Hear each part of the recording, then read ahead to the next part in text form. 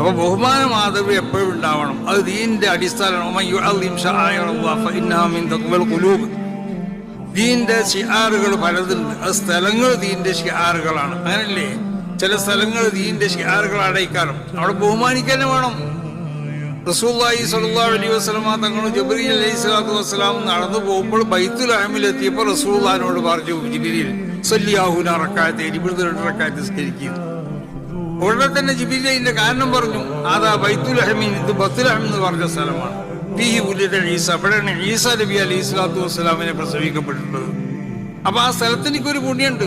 മഹാനാവുന്ന ഈസാ നബി അലൈഹിസ്സലാത്തു വസ്സലാമിനെ പ്രസവിക്കപ്പെട്ട സ്ഥലമായതുകൊണ്ട് അങ്ങനെ വിശുദ്ധമാവുന്നതായ മഹാന്മാരോട് ബന്ധപ്പെട്ടതായ ഏതെല്ലാം വിശുദ്ധന്മാരോട് ബന്ധപ്പെട്ട സ്ഥലങ്ങളുണ്ടോ എനിക്കൊക്കെ പുണ്യുണ്ട് എന്ന് വിശ്വസിക്കണം. ഇതാണ് അഹ്ലു സുന്നത്ത് വൽ ജമാഅത്തിന്റെ ആശയം. അതാ അതിന്റെ അടിസ്ഥാനം അതാണ്.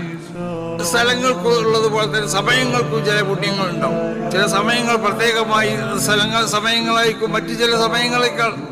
ആ സമയത്തിനെ ബഹുമാനിക്കണം എന്ന് പറഞ്ഞാൽ ആ സമയങ്ങളിൽ ഇബാദത്ത് കൊണ്ട് ധന്യമാക്കാം. ഇപ്പൊ വെള്ളിയാഴ്ച ഒരു പ്രത്യേക സമയമുണ്ട് എന്ന് പറഞ്ഞു. മിഅ്റാജിന്റെ രാത്രി പ്രധാനപ്പെട്ട ഒരു രാത്രിയാണ്. ആ സമയം വളരെ പുണ്യമായ സമയമാണ്. ആ സമയത്തിന് നമ്മൾ ഇബാദത്ത് കൊണ്ട് ധന്യമാക്കണം. ആ ദിവസത്തിൽ നമ്മൾ അതിന്റെ പിറ്റേ ദിവസം നമ്മൾ നോമ്പ് വിൽക്കണം. എന്താ കാരണം? ഇബാദത്ത് കൊണ്ട് ധന്യമാക്കണം.